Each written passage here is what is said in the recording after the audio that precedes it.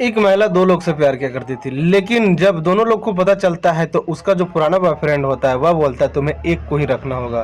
तो वह महिला डिसाइड करती है और बोलती है ठीक है मैं तुम्हें रखूंगा, लेकिन उसका क्या होगा, और वह हमें छोड़ेगा नहीं, इसलिए कि वह मेरे नाम का टैटू अपने सीने पे गुदवा रखा है और हमें वह छोड़ने का इरादा नहीं रखता है। फिर जो उसका पुराना आशिक होता है वह बोलता है ठीक है मैं कुछ करता हूँ, और वह एक खौफनाक साजिश बनाता है और बोलता है ठीक है तुम कोई प्लानिंग से उसको बुला। और फिर उसका जो गर्लफ्रेंड होती है महिला, वह बोलती है ठीक है उसका 1 मार्च 2026 को जन्मदिन है और हम उसे घूमने के लिए कहीं बुलाते हैं और तुम उसके कुछ करो। उसके बाद क्या करता है कि जो उसका दूसरा बॉयफ्रेंड होता है उसके पास बाइक नहीं होता, बाकायदा वो पुराना वाला बॉयफ्रेंड को बोलती है, तो पुराना वाला बॉयफ्रेंड बोलता है मैं अपना बाइक एक जगह पे छोड़ूंगा और वहां से तुम लाने के लिए बोलना इसको, और ये तुम्हें लेकर आएगा मंदिर वाले जगह पे और वहीं उसका काम तमाम करेंगे। और ऐसा ही करती है महिला।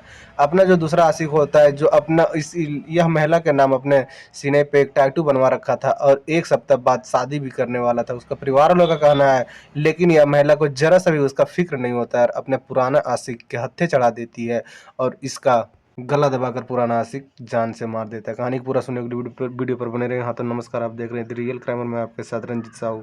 हरियाणा के अहमदनगर में रह रही स्नेहा स्नेहा मूंगफली बेचा करती थी अपने पापा के साथ में, और बगल में ही एक ठेला और लगता था जो कि वह भी लड़का मूंगफली बेचा करता था जिसका नाम अमित होता है। और दोनों का ठेला आसपास में होता है, इसलिए दोनों में बातचीत होता है और दोनों दोस्ती करते हैं, नंबर एक्सचेंज करते हैं, दोनों बात करने लगते हैं। और कब दोनों का आपस में प्यार हो जाता है पता ही नहीं चल पाता है। दोनों कई बार संबंध बनाते हैं, लेकिन घर वालों के दबाव की वजह से जो स्नेहा होती है वह कहीं कहीं दूसरे लड़के से शादी कर लेती है और वह शादीशुदा जीवन को काटने लगती है। और शादी होने के बाद 2 साल के बाद एक लड़का होता है और 4 साल बीतते ही वह जो स्नेहा होती है वह अपने पति को छोड़कर मायके के बगल में एक कमरे लेकर रहने लगती है। उसके बाद जो मूंगफली बेचने वाला एक लड़का होता है अमित, जो कि दोस्ती था प्यार था, लेकिन उससे शादी नहीं कर पाती और दूसरे शख्स से शादी करती है। अभी क्या था कि इसका शादी हो गया तो इधर फिर जो अमित था वह भी शादी कर लेता है और वह भी शादी करने के बाद इसका 2 बच्चा हो जाता है। स्नेहा से पहले वह शादी किया था अमित।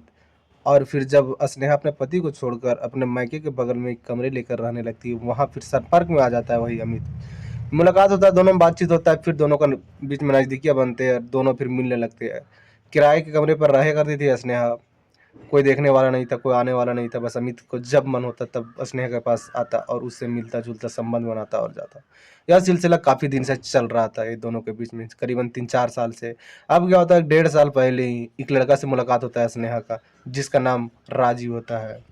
राजी को जब मुलाकात होता है स्नेहा से तो राजी जो है सो अपना दिल स्नेहा को दे बैठता है और दोनों में काफ़ी नज़दीकियाँ बढ़ जाता है और दोनों फिर वही प्यार करते हैं, दोनों फिर संबंध बनाते हैं वगैरह वगैरह, घूमते फिरते हैं। बहुत अच्छा कट रहा था, दोनों आपस में बातचीत करते हैं। स्नेहा भी राजी से शादी करने के लिए तैयार हो जाती है और राजी भी जो था वह स्नेहा से शादी करने के लिए तैयार हो जाता है। जब राजी के घर वालों को पता चलता है इस बारे में कि स्नेहा से वह प्यार क्या करता है, तो राजी को बहुत समझाते हैं, लेकिन राजी मानने वाला में से नहीं था। अपने जो गर्लफ्रेंड थी स्नेहा, उसका टैटू अपने सीने पे गुदवा रखा था और उससे शादी करने के लिए बहुत बेताब था। इसके परिवार वाले मना कर रहे थे, लेकिन जो राजी था वो 1 सप्ताह बाद एक प्लान बनाता है कि मैं स्नेहा से अगर घर वालों की मर्जी से शादी नहीं होगा तो हम एक मंदिर में जाकर शादी कर लेंगे।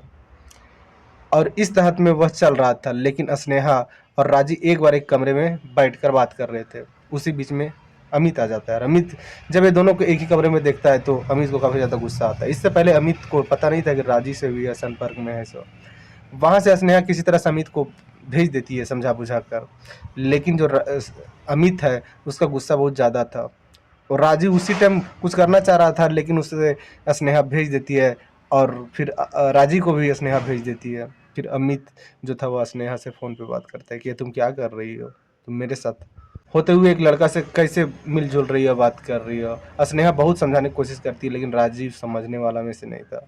और बोलता है कि मुझे किसी हालत में तुम चाहिए और तुम बस अकेली चाहिए और कोई तीसरा दूसरा आदमी नहीं चाहिए हमें। उसके बाद स्नेहा बोलती है कि जो तुम्हारा मर्जी हो वो करो।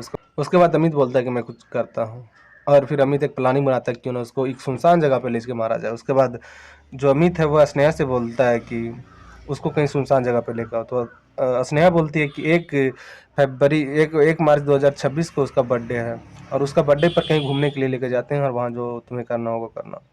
उसके बाद 27 फरवरी को जो है स्नेहा वह अमी राजू को फ़ोन करती है और बोलती है कि तुम्हारा जो बर्थडे आ रहा है उस पे मैं सरप्राइज़ देने वाला हूँ और तुम्हें कहीं घूमने के लिए लेके जाने वाला हूँ। तो ये जो राजू होता है वह बोलता है मेरे पास बाइक नहीं है, मैं कहीं घूमने के लिए नहीं ले जा सकता हूँ। तो जो स्नेहा थी वह अमित से बोलती है कि राजू के पास बाइक नहीं है और वो कहीं जाएगा नहीं। फिर क्या करता है राजू, अमित है वो बोलता है स्नेहा को कि मैं अपना बैग देता हूँ, उसको लेकर आओ तुम। उसके बाद जो 1 मार्च का दिन आता है, जो अमित होता है वह सिटी सेंटर के पास अपना बैग छोड़ देता है चाबी समेत। वहाँ स्नेहा जाती है, चाबी लेती है बैग से और वहाँ राजीव को भी लेके जाती है और बोलती है चलो इस बैग से घूमने के लिए जाते हैं। उसके बाद जो राजीव है बैग लेता है और स्नेहा को पीछे बिठाता है और आदि बद्री मंदिर के पास लेके जाता है। वहाँ जाने के बाद पूजा वगैरह करता है और वहाँ जो खड़ा था वह अमित खड़ा था। अमित से मुलाकात होता है राजीव को और स्नेहा को। वहीं लोग आपस में गुस्सा वाली बात करने लगते हैं, लेकिन क्या होता है कि जो अमित था वह अपना एक दोस्त के लेके गया हुआ था दूसरा बाइक पे। अपना दोस्त को बोलता है अमित के कि जाओ स्नेहा को लेकर घर जाओ और मैं आता हूँ। उसके बाद उसका दोस्त स्नेहा को लेकर घर आ जाता है। वहाँ पर राजीव और अमित बच जाते हैं। उसके बाद क्या बोलता है राजीव, अमित बोलता है राजीव से कि चलो कहीं बैठते हैं, और शराब लेके गया हुआ था अमित, और शराब पीने के बहाने एक सुनसान जगह पर लेकर आता है। बद्री मंदिर के पास ही मारने का प्लानिंग था, लेकिन भीड़ भाड़ होने की वजह से वहां नहीं मारता है। एक सुनसान जगह पर लेकर आता है। पहले तो राजीव को पूरा शराब पिलाता है, शराब के नशे में धुत राजीव का गला दबाता है और दुपट्टा मुंह में डाल देता है ताकि राजीव चीख ना सके। फेविक्विक से उसका मुंह को भी चिपका देता है ताकि वह आवाज ना कर सके, और गला दबाकर मार डालता है और वहां से वह भाग जाता है। अमित अपना घर आता है, फ्रेश होता है और नहाता धोता है, कपड़ा बदलता है, अपने बच्चे के साथ खेलने लगता है।